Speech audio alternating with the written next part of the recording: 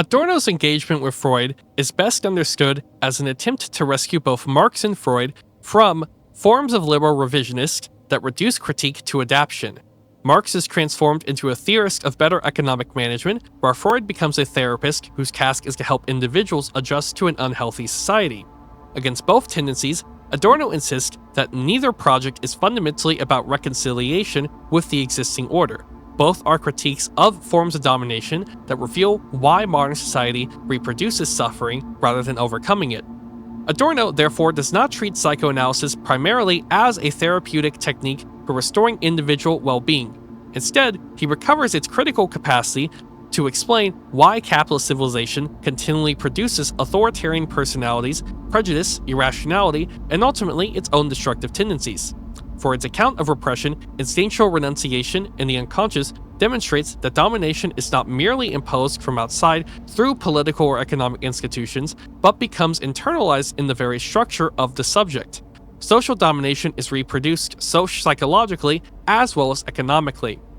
This is why Adorno can write that professional work, for the sake of profit, fabricates closeness and immediacy, while people are in actuality worlds apart. It deceives its victims by performing its weakness, and it wrongs them in the degree that it deviates from the truth.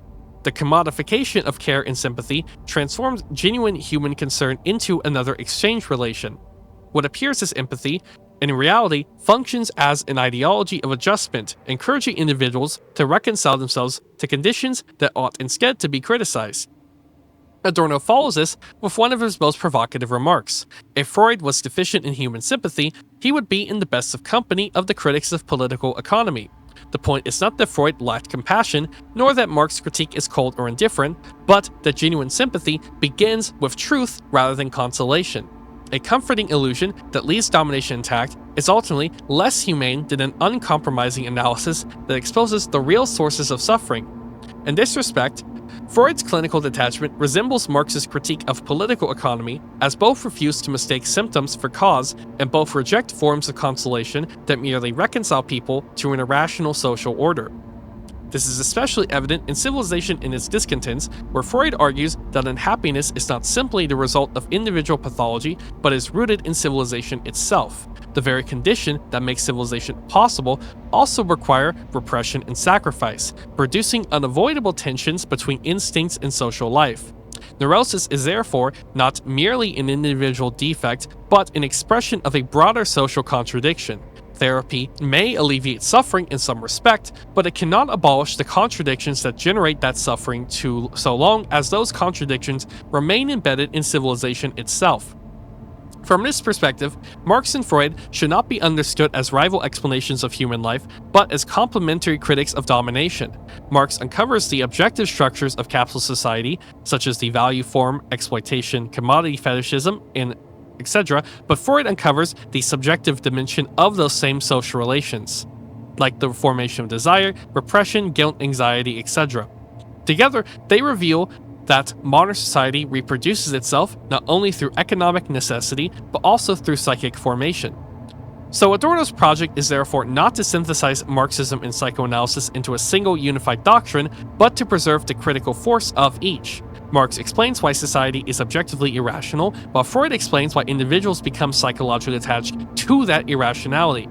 Taken together, they offer a richer critique of modern civilization that shows how humanity continually reproduces systems that generate both material exploitation and psychic suffering, and why genuine emancipation requires confronting both simultaneously rather than reducing either to the other. This totally plays into Adorno's critique of identity. Rather than accepting identification as something inherently positive, he argues that to believe in identification as the real is delusional. Such identification undercuts every possible oppositional thought. Likewise, psychology itself becomes an object of critique. Task of critical theory is to ask what happens when human beings become objects of scientific administration rather than subjects of emancipation. To quote from Minimal Moralia, the self, its guiding idea, and its a priori, has always existed under its scrutiny, been rendered at the same time non-existent.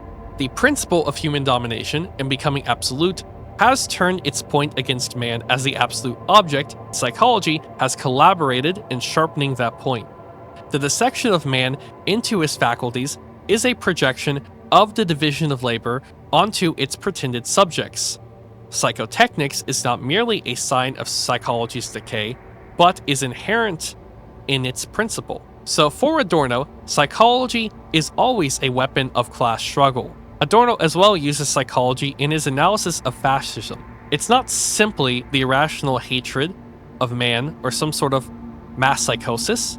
Instead, the fascist makes himself by choosing his victim, and aggression comes out of weakness. Likewise, the symbolism of fascism is one of abrogating the law to restore its emotional power as immediate rather than mediated justice.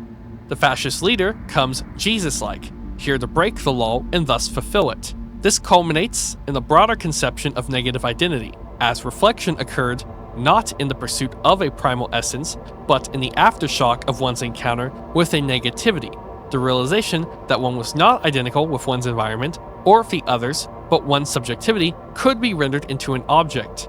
Accordingly, the ego itself was a product of negation that emerged from the unavoidable circumstance that subject is an object to others. Okay, this is kind of the point of fascism. Fascism defies the law while also fulfilling it.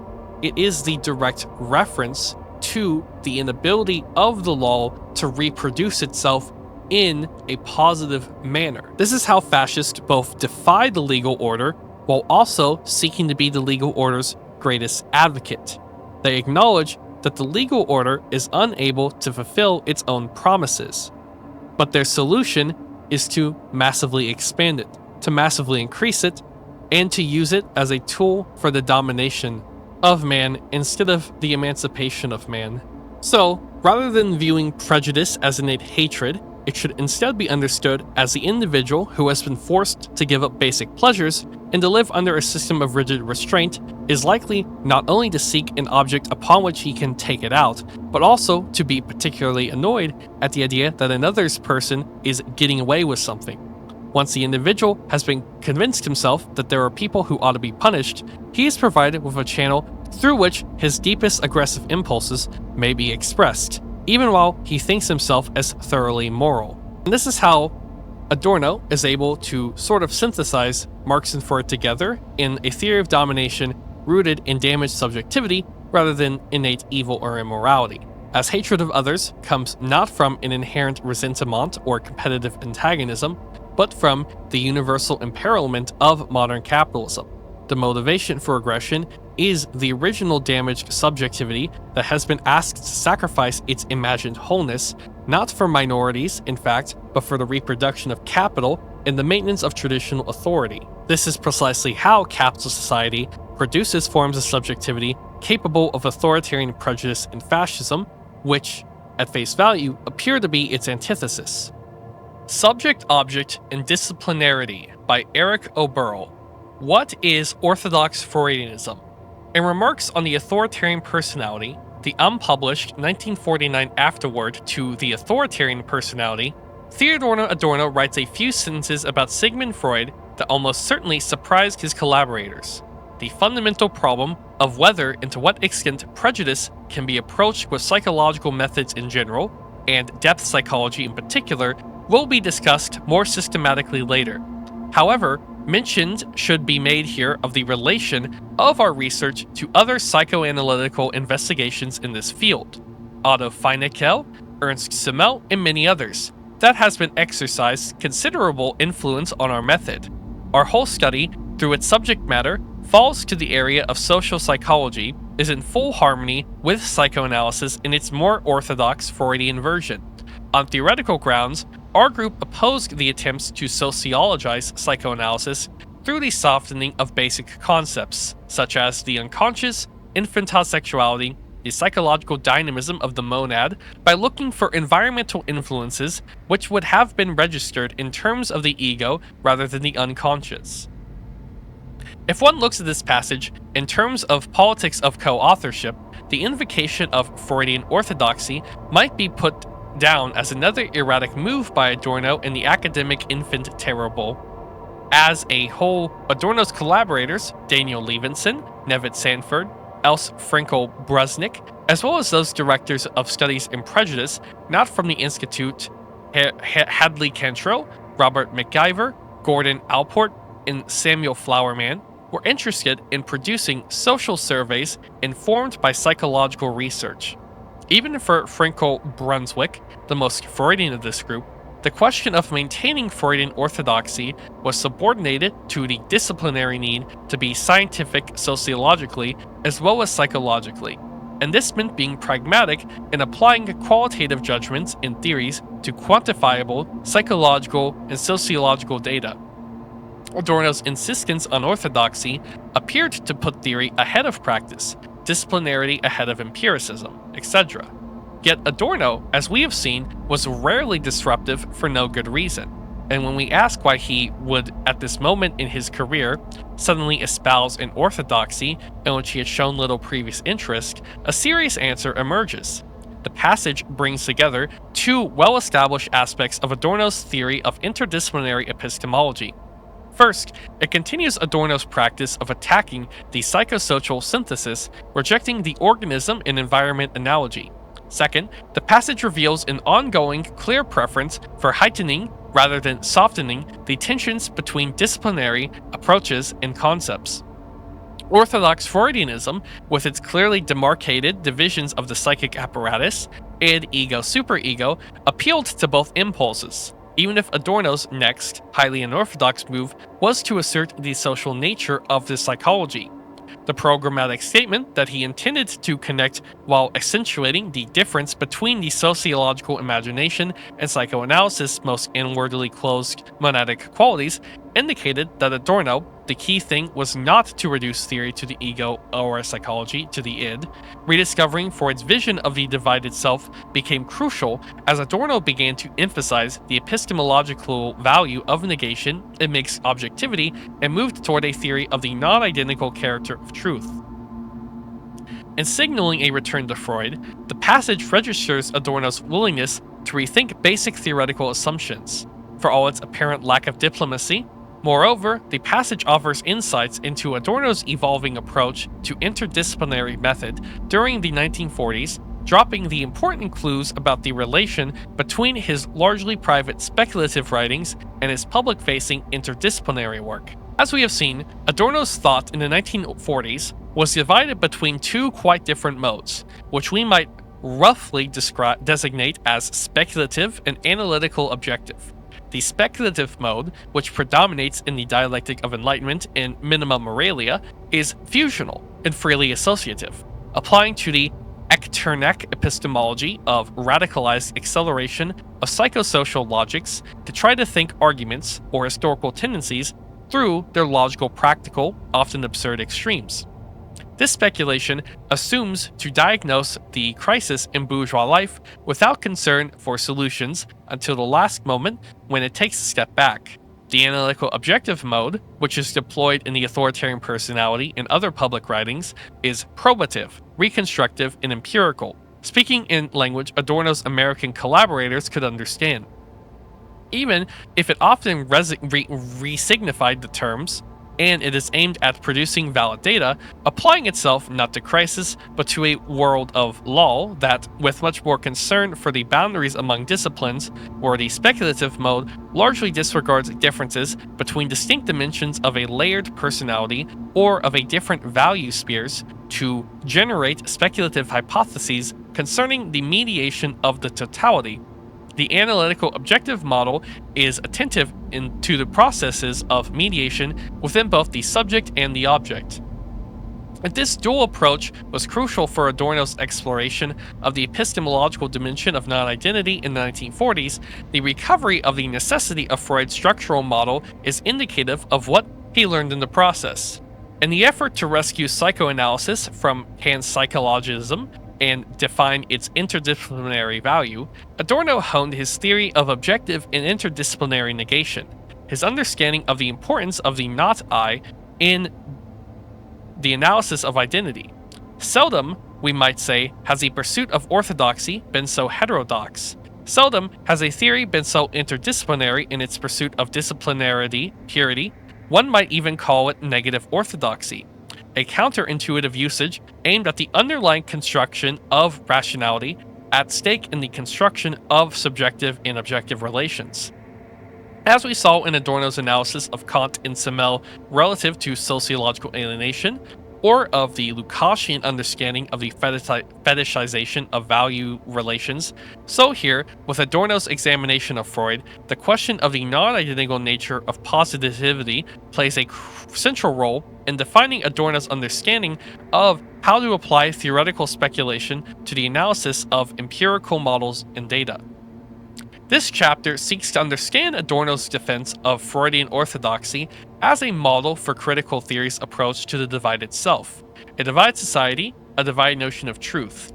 In so doing, it seeks to achieve an initial understanding of the idea of subject-object reciprocality and wounded subjectivity in relation to the Freudian and Marxian concepts of universal objectivity. Following Adorno's evolving understanding of Freud's interdisciplinary uses, the chapter explores how the critique of Fromm's concept of psychosocial synthesis led towards the analysis of both social science and liberalism's forms of abstract subjectivity, authority, and reason, picking up on the previous chapter's analysis of how the genres of emotional constraint and expressivity of bourgeois life incubated within themselves patterns of incomplete emancipation, negative identity, and reactionary potential. This chapter explores how subjective negative identity formed the foundation for authoritarian politics. The second half of the chapter examines the epistemologies of practice and political theory, examining how Max Horkheimer's 1974 Eclipse of Reason applied these logics of non-identity to a critique of American pragmatism and liberalism's formalist evasion of objective social relations. Freud's structural model connects these two endeavors. Orthodox Freudians: the inversion of identity in fascism and the reconstruction of legitimate authority. To access what Orthodox Freudian meant for Adorno in the late 1940s and understand why he connected it to a specifically disciplinary argument, we must consider the process whereby Adorno concretized his criticism of the positivity of Fromm's concept of psychological identity.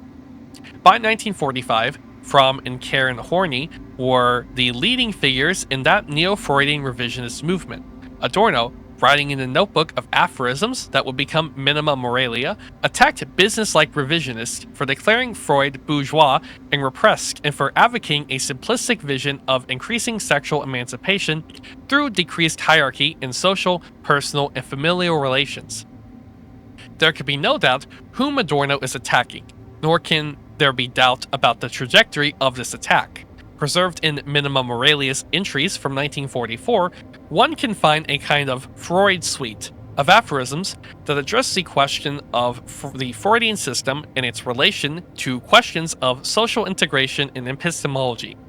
Preferring the analyst who preserves analytical coldness over those who pretend that the world is in a happy state or can be brought into one by modeling positive interpersonal relations, Adorno put Freud and Marx in the column of the power of negative thinking and underscores the danger of the liberal model of sympathetic universalism.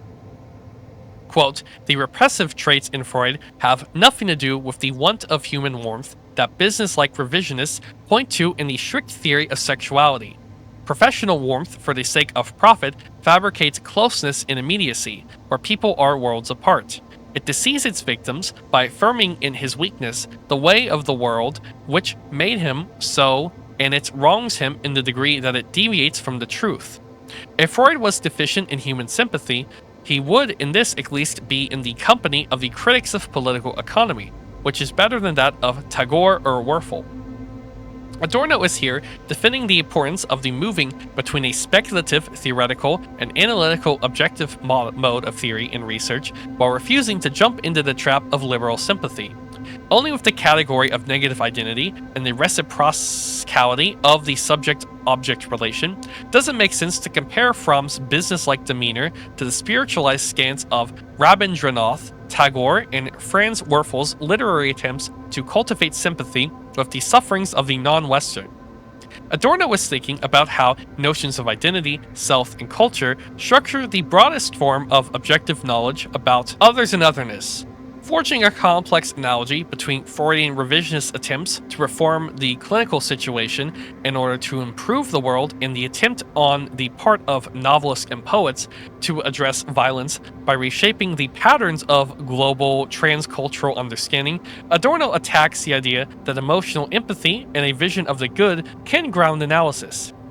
Freud's clinical detachment is compared to Marx's critique of political economy. Both theorists are seen as having more sympathy with the whole by denying false warmth and false identities because they understand the economic and psychological order for what it is: a complex system of humanity and inhumanity structured by power.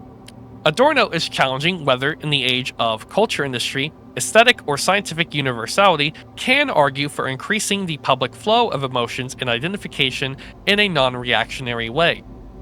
The problem with Tagore, Werfel, and Fromm in Adorno's eyes, and the reason that their mystic subjectivism compares badly to the hard-headed objectivity of Marx and Freud, came from their attempt to create a subjective counter-identity to the modern world.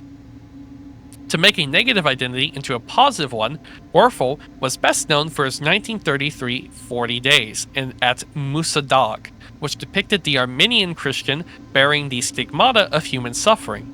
Tagore, the great Bengali poet, had won the 1913 Nobel Prize for his trans-religious poems preaching universal harmony. Though it is not surprising that Adorno, an austere and circumspect modernist, was suspicious of Werfel and Tagore's aestheticized notion of cultural religious reconciliation, the linkage to Fromm can be illuminated by probing the aphorism's later critical remarks on Freud as a global theorist of individualism who vacillated between negating the renunciation of instinct as repression contrary to reality and applauding it as a sublimation beneficial to culture.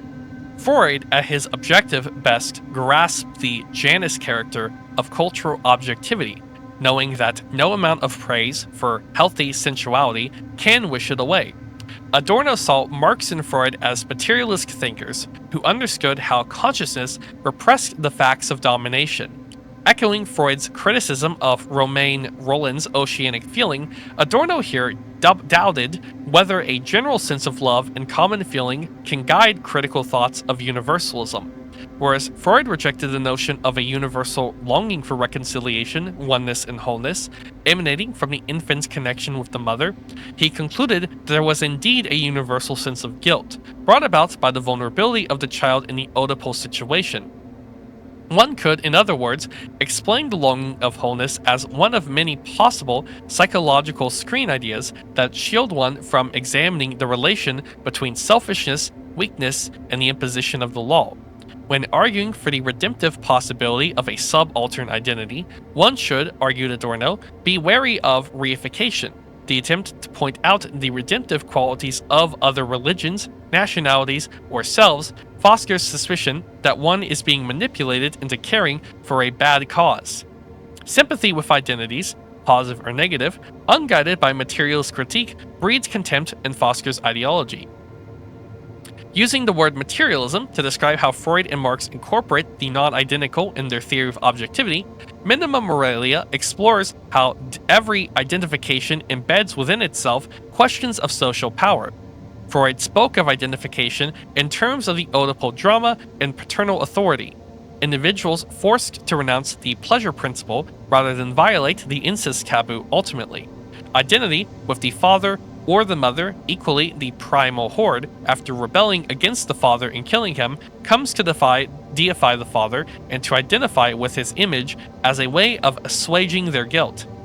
Seeing psychic identification as a mode of symbolic material exchange, Adorno ties the idea of role identification to the question of economic exchange, arguing that under capitalism, people who receive something of non-identical value for their labor also start to see all of culture as a lie. And that non-equivalent exchange seems to infiltrate all forms of social authority, from the highest levels to the lowest. And this idea of identification, the symbolic becomes the real at the same moment that pleasure is renounced. Dialectically, Adorno then proceeds to examine the non-identity of this identity. To believe in identification as the real is delusional, because to do so not only makes culture equivalent to the oldest forms of fate, but Such identification undercuts every possible oppositional thought. By failing to make a distinction between speculation and analysis, Freud's theory of identification describes a bare functionalist schema of adaptation and assimilates to domination and fails to articulate how much authority, legitimate and illegitimate, is created in acts of such identification. Such non-identities plague the application of psychoanalysis to social theory. Adorno, wanting to rescue the Freudian ego from being a mere vehicle for social adjustment and adaptation, attempts to show that the theory of identification with scientific authority and transference does more than endorse the now dominant culture. Worrying aloud that Freud himself had no theory of scientific objectivity other than a loose and general appeal to Darwinian adaptation, and that Freud evinced no theory of logicality and objectivity that could separate itself from psychologism, this aphorism reflects on the question of whether, in an age in which truth has come to be defined as the mode of one's identification with power, it remains compelling to see the ego as a refuge of rationalism. Minima Moralia shows Adorno drawing on an interdisciplinary idea of identification in search of a Kantian, even a Hegelian Freud, in search of a body of theory that would transform the subjectivist approach to identity into something law-like, materially grounded in emancipation and insulated from extremity. Echoing his earlier interpretation of Simmel, Adorno wished to update Freud and fit him into a general social epistemology.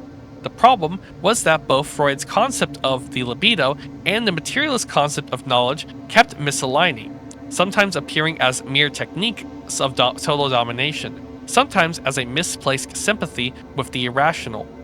In judging psychoanalysis as a standalone therapeutic doctrine, Adorno deemed it so incomplete as to be harmful, whereas he looked at identification as a global phenomena for the transfer of symbolic immaterial authority. He found it a helpful diagnostic tool for the inner contradictions of the pleasure principle. On the one hand, Minima Moralia struggles with what one might consider the culture industry interpretation of Freud's focus on the weak ego.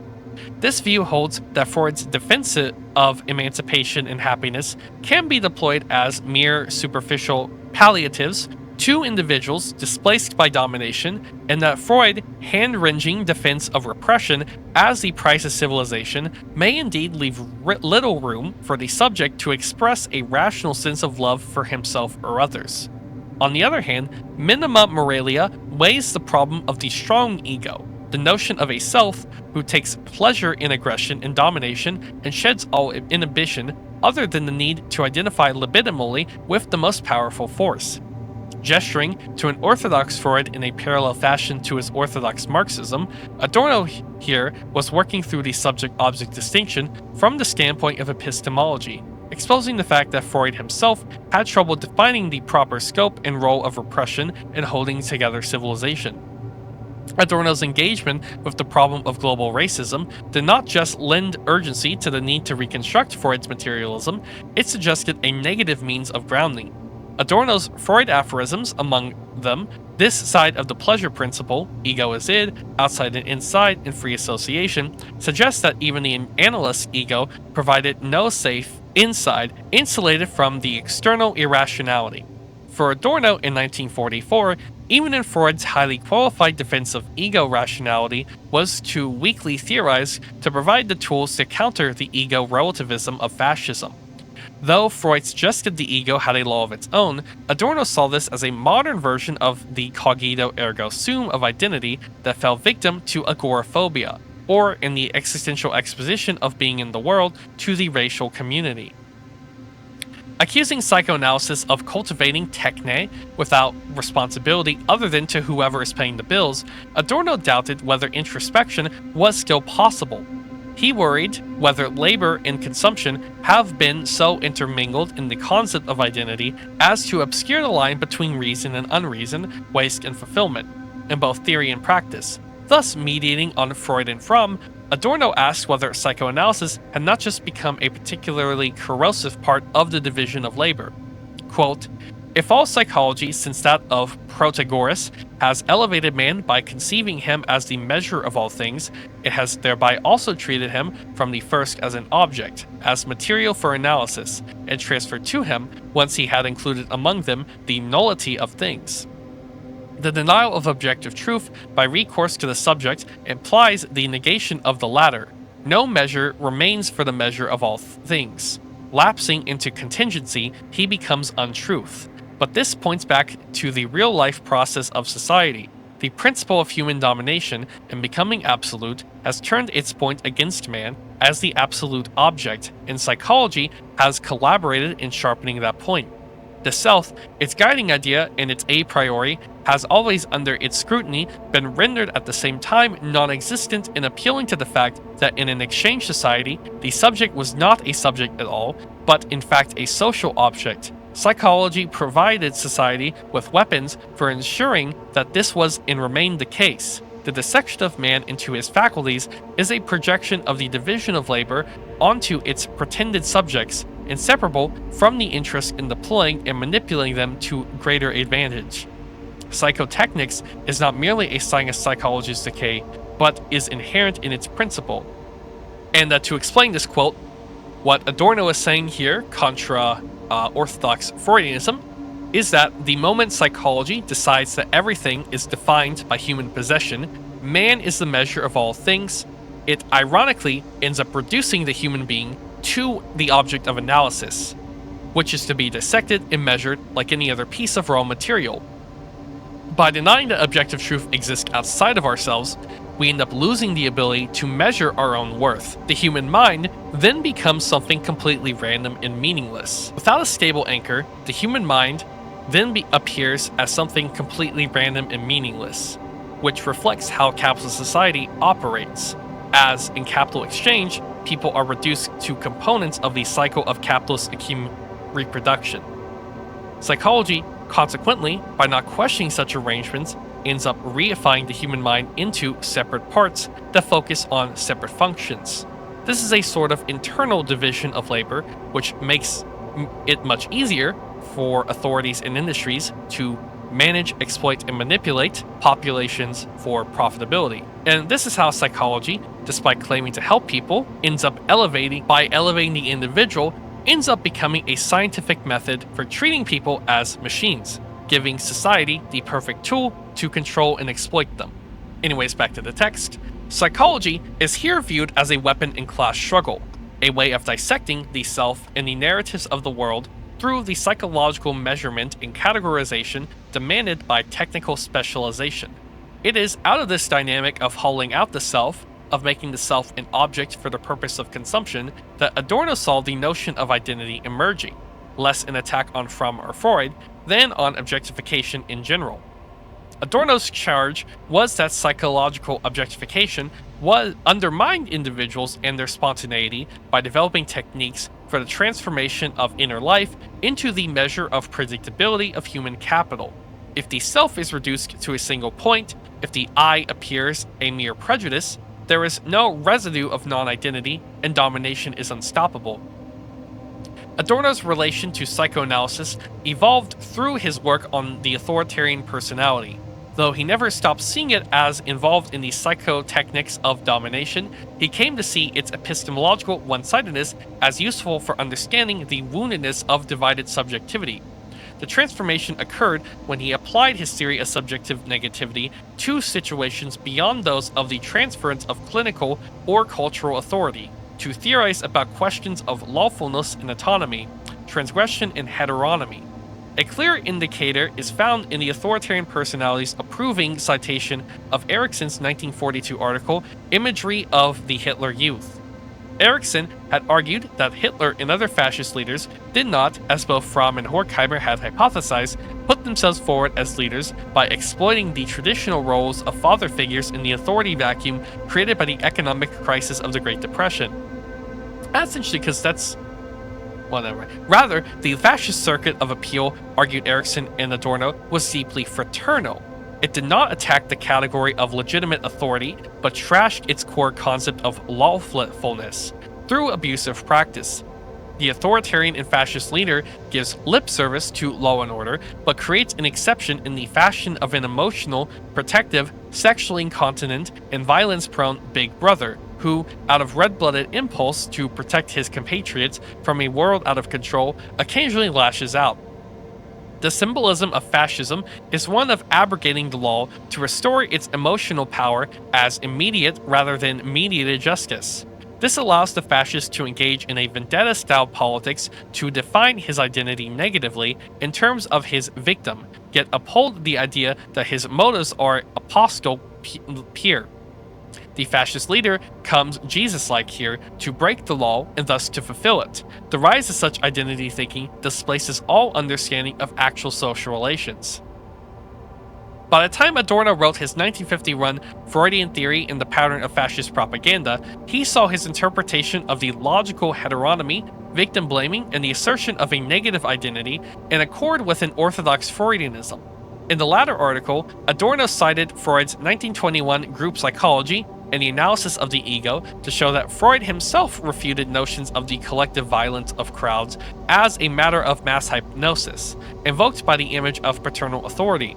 Rather, argued Adorno, Freud saw fascist violence as arising from a kind of regression to an earlier stage of psychosocial development, one in which intragroup fear and the hope of stabilizing erotic bond between brothers in the primal horde served to nurture the delusion that they were capable of living without paternal authority, purely according to the sympathetic bonds of brotherly mutual protection. The deployment of negative identity could reshape the content of lawfulness to the point where it resembled its opposite.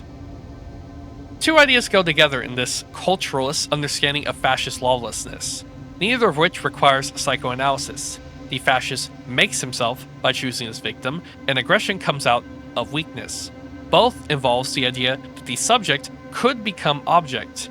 The bit of Hegelianized Freudian orthodoxy that the authoritarian personality added to this mixture was the insight that it was not primarily the ego or the id that forged the bonds of social aggression, but the superego. For Adorno, this came from realizing that authoritarian behavior developed not from the ego or the id's economy of pleasure and reality, but from the superego's woundedness, its vulnerability and ability to wound. Its agency was the one capable of transmuting the ordering narrative principles of worldly authority and content analysis. It was the superego, ironically, that served to authorize violence in an age where negative identity could organize politics. The authoritarian personality, in fact, uses this scenario to understand how the punitive superego could be deployed instrumentally by the modern state and economy, in concert with the politics of hate, to turn the classical concept of personality against civilization and to inspire a new identity-based notion of ideology, action, and violence. The philosophical framework for arguing this point was Adorno's reconstructed Hegelianism, which interpreted Freud in terms of the theory of primary indeterminate negation. Adorno's interpretation of Hegelian negation involved, as we have seen, the idea that philosophy, as speculation, grew out of the limitation rather than the experience of immediacy. Reflection occurred not in the pursuit of a primal essence, but in the aftershock of one's encounter with negativity, the realization that one was not identical with one's environment or with others, but that one's subjectivity could be rendered into an object. This idea of the primacy of negation and woundedness sought to debunk the ideological function of all mythic notions of primary wholeness, and seeking to reconcile Marx to Freud through these ideas of negation, the internally divided self. Adorno's concept of the priority of negative identity was more than a mere swipe at the ideological notion of plenitude. It drew on a Hegelian interpretation of Freud's notion of introjection and Freud's concept of the divided self or structural model. In Adorno's view, Freud's structural model made sense based only on the premise that there is no ego, id, or superego without wounded negation. The ego, which develops first out of the id, separates itself from the id through negating voice of the superego, an introjection of paternal selfhood and social authority, forbidding the ego-id from being one with either itself or the world. This linkage of introjection to negation served as the avenue through which Adorno embraced not just Freudian orthodoxy, but also the Freudian controversy surrounding the source of aggression and self-destruction in the infamous death drive. Historically, Freud's definition of the superego was conjoined with his articulation of a death drive or drives. Both were articulated in relation to Freud's attempt to understand the destruction of World War I. The death drive was first described in Freud's 1921 Beyond the Pleasure Principle, which, while the superego first appeared in the 1923 The Ego and the Id.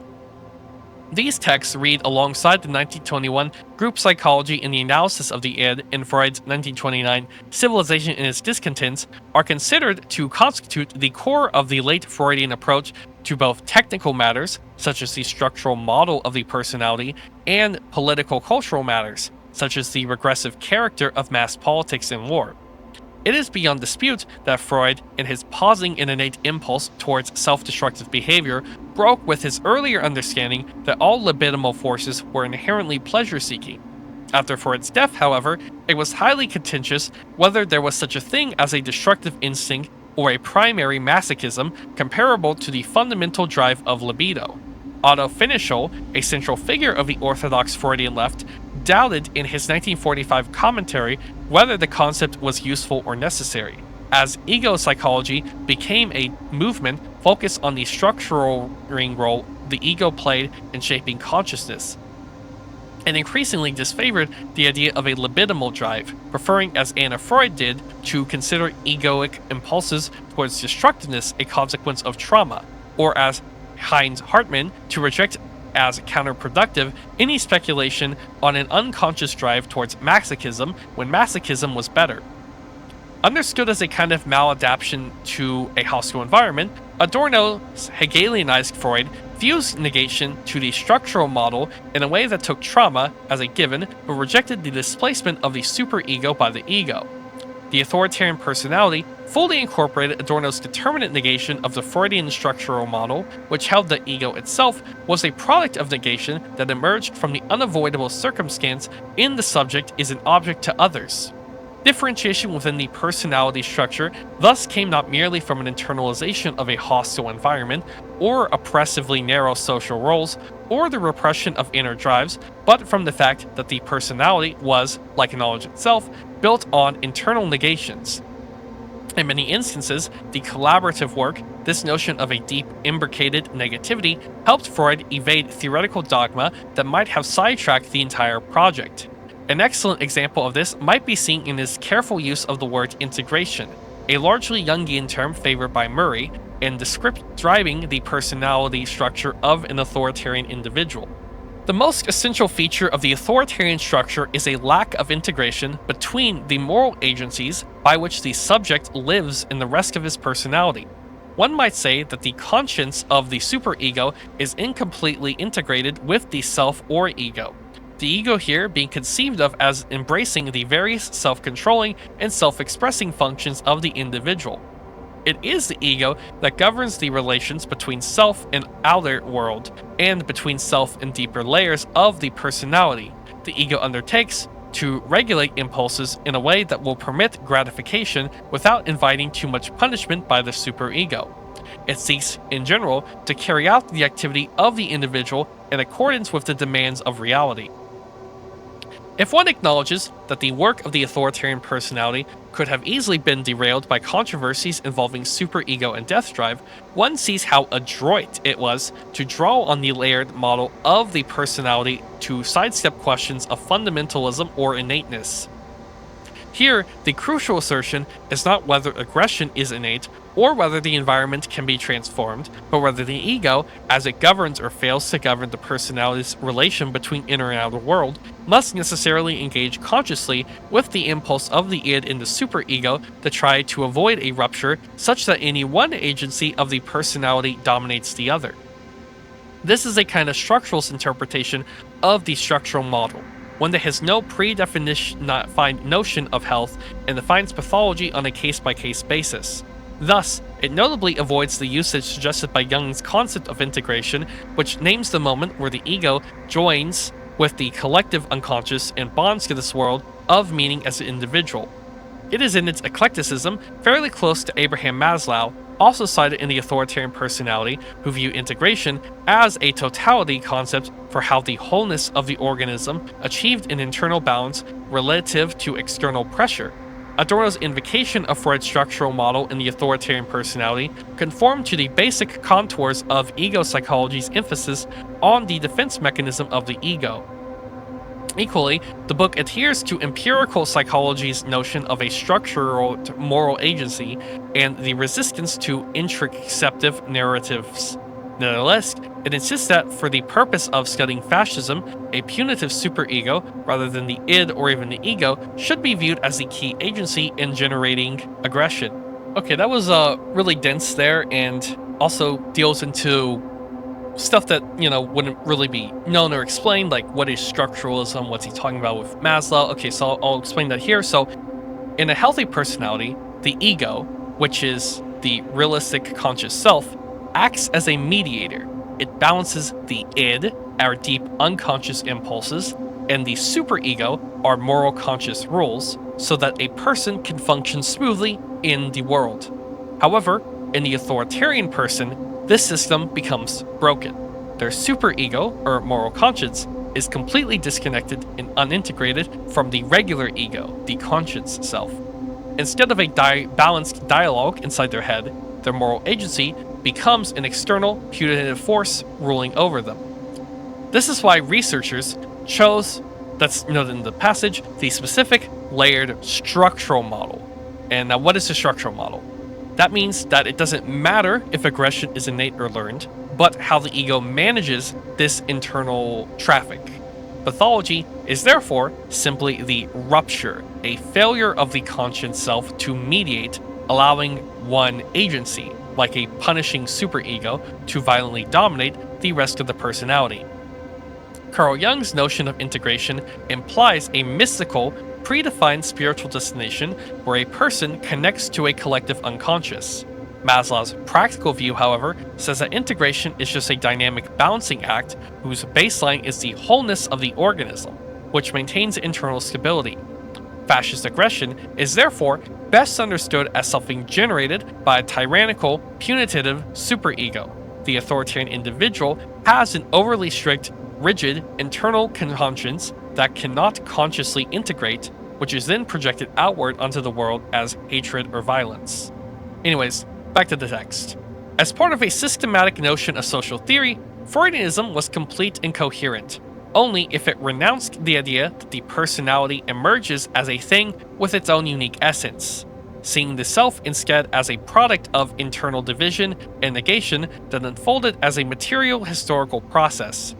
Adorno advocated this divided epistemology in his afterword, but had already integrated it subtly through the authoritarian personality, and it would become the consensus view for critical theory in the post-war period. Herbert Marcuse, whether or not he read Remarks, clearly understood Adorno's position. A decade later, in his 1956 Eros and Civilization, articulated the definitive Frankfurt School statement on Freudianism by arguing that Freud was clearer than widely suggested on the superego genesis of aggression, and that the superego was for Freud himself an inversion of a fundamental, preconscious biological tendency of all nature to return, through death, to inanimate matter, quoting Freud's argument that in the construction of the personality, the destruction instinct manifests itself most clearly in the formation of the superego. Marcuse clarified that the superego emerged from the determinate negation of the most archaic part of the self, the death drive. Life to become life must first negate death, a byproduct of the original energy that negated the impulse towards death and turned into libido. The superego, as the reserve for the individual's highest ideals, is paradoxically a creation of the most primal instincts. This definition of the superego sees a duality of ideality and destructiveness. The voice of the paternal social authority telling one to become one's ego ideal is coeval with the impulse to destroy the self, ideals, and all of the civilization. Freud is interpreted negatively as a theorist of objectivity and negation, thus defined both the id and superego as elements of the not I, of objectivity embedded in the subject in its field of object relations.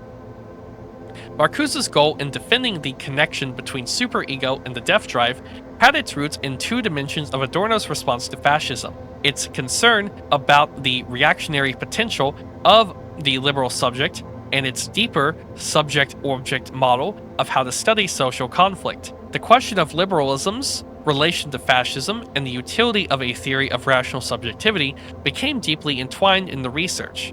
The search for the social and psychological preconditions of fascism was of course central to a book with the working title, The Potential Fascist. Though Adorno and Horkheimer had speculated on questions of a general desubstantialization of reason and the rise of identity logic of vilification, the statistical inferences in interview material from the authoritarian personality had placed the question of the liberal convert to fascism front and center. The alchemy of fascism forged a common cause between active ideologies and passive authoritarians, between people who had allowed id to dominate superego and to express their need for self-definition as aggression against others, and those who ratified this aggression by redefining revenge as lawfulness, authorizing the superego not just to ignore revenge, but to see it as an expression of the need for more punishment, more legality. Both types of authoritarian, the active ideologue and the passive fellow traveler, depended on social structures that invested heavily in an externally referred superego, conjoined with a willingness to deflect introspection by orienting negatively towards others. If one focuses on the destructive social power of this negative orientation, it becomes clear that a publicly asserted negative identity has two moments: when it makes the activist and when it acquires political assent from the mainstream. Critical theory concerned with both the agitator and the followers thereby recognized that it needed a better understanding of how social divisions were exploited inside the liberal democratic state. It was important to understand the substantive conceptual pathways whereby a subject such as 506A, a low scorer who referred to her judgments to her fascist husband, could be converted from being a tolerant liberal with an ordinary sense of propriety to someone who could be mobilized to invoke good democratic principles of fairness to finally do something about a problem group. The possibility of agitators converting liberals to tolerate fascism provoked the question of what kind of theory could diagnose and counteract this kind of conversion. Adorno had already developed the hypotheses that notions of a conformist totality, whether cultural or institutional, conjoined with a stimulus response model, were useless in protecting divided selves in a divided society from the kind of rapid slippage experienced in a subject such as 506A. To deal with a woman capable of converting almost instantly from theoretically informed expressions of love of universal man to abject stereopathic visions of group eradication, theory needed to explain how the superego's investment in lawfulness could, when faced with a strong vision of negative identity, be converted into a horror of the continued existence of the other. To analyze the potential for fascism within liberalism, one had to think about how scientific or legal ideas could become objects for different layers of the personality, generating regression configurations of the id, ego, and superego unforeseen by the advance of civilization and culture. To analyze how objects of externalized superego could appeal to the ego and id was to ask how agitators could convert liberals to reactionary thought. Adorno, drawing on his musical technique of interpreting the smallest transition of thought as symbolic slippages, pushed the authoritarian personality to consider the question of falling in love in reverse with a given minority. Content analysis showed how ideas about the law in the other could fill in the gaps between a liberal frame of mind and extremist views, tracing out how a damaged ego and an excessively harsh externalized superego infuse the object of conventionalism with a fascination for a particular type of negative identity. Adorno sought to understand the layered psychological, social, and cultural logic of these projection fantasies and how they cut across religious, ethnic, political, and cultural lines of affiliation. The result is a stunning definition of the economic and normative origins of the projective negative identity. Quote, "The individual who has been forced to give up basic pleasure and to not live under a system of rigid restraints, and who therefore feels put upon, is likely not only to seek an object upon which he can take it out, but also be particularly annoyed at the idea that another person is getting away with something. Thus, it may be said that the measurement of authoritarian aggression represents the sadistic component of authoritarianism, just as the measurement of authoritarian submission represents its masochistic component. It is to be expected, therefore, that the conventionalist, who cannot bring himself to utter any real criticisms of accepted authority, will have a desire to condemn, reject, and punish those who violate these values. As the emotional life, which this person regards as proper, and a part of himself is likely to be very limited, so the impulse, especially sexual and aggressive ones, which remain unconscious and ego-alien, are likely to be strong and turbulent. Since in this circumstance a wide variety of stimuli can tempt the individual and so arouse his anxiety, fear of punishment, the list of traits, pattern behaviors, individuals, and groups that he must condemn grows very long indeed. It has been suggested before that this mechanism might lie behind the ethnocentric rejection of such groups as zoot-suiters, foreigners, other nations. It is here hypothesized that this feature of ethnocentrism is but part of a more general tendency to punish violators of conventional values, homosexuals, sex offenders, people with bad manners, etc.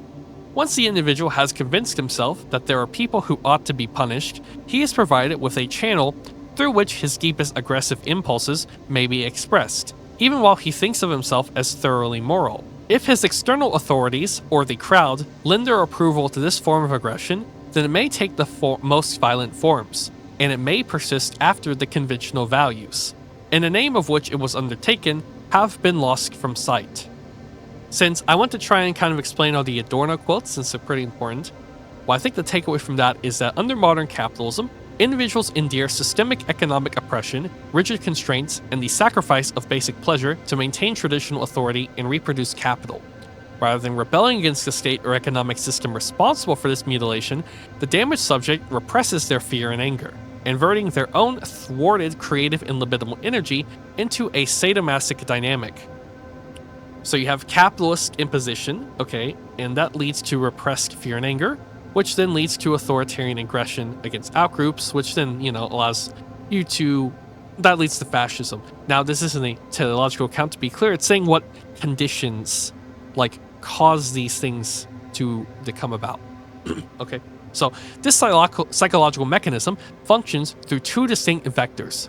Authoritarian submission, the individual exhibits absolute conventionalism, completely unable to criticize dominant accepted authority figures, and authoritarian aggression. The individual projects their own strong ego-alien impulses, such as sexual and aggressive drives, onto vulnerable outgroups who appear to be getting away with something or violating conventional values. Because this aggression is rooted in a universal imperilement under capitalism, rather than actual competition, friction with minorities, the ticket mentality, which he references in Dialect of the Enlightenment, expands indefinitely. Any vulnerable group, foreigners, homosexuals, nonconformists, etc., can serve as a screen object. By condemning and punishing these groups with the approval of external authorities, the individual safely deflects their wounded subjectivity and expresses deep sadistic impulses while maintaining a completely moral self-image. Critique must decode this objective illusion, revealing how people end up reproducing the very system that dominates them by punishing those who resist its reified forms. A great example of this is, I saw on Reddit, where's this Reddit? And I was actually looking at Reddit for, I don't remember what. I was trying to find some what people were saying about something, but through the search feature. But basically, so the CEO of Molvad apparently donates money to this one guy, this random Swedish politician, and basically the controversy is people are pushing back against the idea that he is canceled because the politician he's donating to isn't a fascist. He's some sort of nationalist leftist, is the idea. But you look at his Twitter, he just seems like an asshole. So I don't really know why that matters if he's a fascist or not. I don't think he's a fascist. I think he's a liberal. Okay? But he's the kind of liberal we're talking about here. Where basically his whole thing is, yeah, we're going to have a free dental, but we need to bash the skulls of refugees. We need to remigrate them or whatever. Okay? And everyone is, and the comments are defending him, saying people are tired, man. People are tired of, our fake refugee crisis problem. People are tired of it because, they're causing unlimited crime according to my feelings, there's no real, to be clear, there's no logical base in anything they're saying. It's probably Americans. It's actually I bet it's probably even Americans saying it, honestly. Because it's Reddit, you know, people can just lie. But anyways, it's kind of like, so he's not it's true. I mean, he isn't really a fascist. Of course, a lot of comments say, second you call someone a fascist, you lost the argument. Dude, it's because people aren't equipped for this shit, okay? Yeah, he's not a fascist, he's a liberal. He's just a resentful liberal. That's what it is. This is resentful liberalism. And that's the weird irony of this. They actually have to paint this guy as a the people who support him, who deny he's a fascist, they have to claim he is a crypto-fascist, effectively. Because the reality is he's a resentful liberal. The very thing that they are, you know, in name opposing. And that's the weird irony of this. Anyways, this integration, to bring back to the text, you know, I was a long tangent there. The interpretation integrates Freud and Marx in a dialectical theory of identification and negative identity. Economic oppression and individual isolation serve to create individual alienation and repression. People who are reticent to express fears about survival or impulses of rebellion against state or economic authority will readily apply the ticket mentality to a perceived group. This cathects the libidinal energy and conscious sufferings of individual negative identity into an outgroup image without violating the core ideas of liberal society. There seems to be no natural limit to the logic of negative identity. Although anti-Semitism and Jim Crow established the pattern, every group from homosexuals to zoot suitors and every emotional channel from patriotism to economic theory can be used to deflect liberal fears about one's wounded subjectivity onto those more vulnerable. Psychoanalytically speaking, though Freud frequently theorized prejudice and shame, he did not theorize an economic source for the formation of such negative love objects. But he did, of course, give plenty of thoughts to the mechanism of the screen idea and its attendant notions of project and deflection. Sociologically speaking, the passage analyzes the functional power of such aggression and makes it clear that it is all but unrelated to the reality of group relations. Hatred of others comes not from an inherent ressentiment or competitive antagonism, but from the universal imperilment of modern capitalism and the transfiguration of authority inspired by the frustration of libidinal drives. Motivation for aggression is in fact extraneous to the objects of desire and/or sadism, resting in the original damaged subjectivity that has been asked to sacrifice its imagined wholeness, not for minorities in fact, but for the reproduction of capital and the maintenance of traditional authority. So, Adorno is neither a Freudo-Marxist nor someone who necessarily abandons psychoanalysis, but instead, he reconstructs it around the concepts of domination and negation and how this damages subjectivity itself. From this, he develops a framework that links Marx's critique of political economy with Freud's account of psychic life, not to explain individuals in isolation, but to explain how modern societies generate authoritarian personalities and forms of negative identity.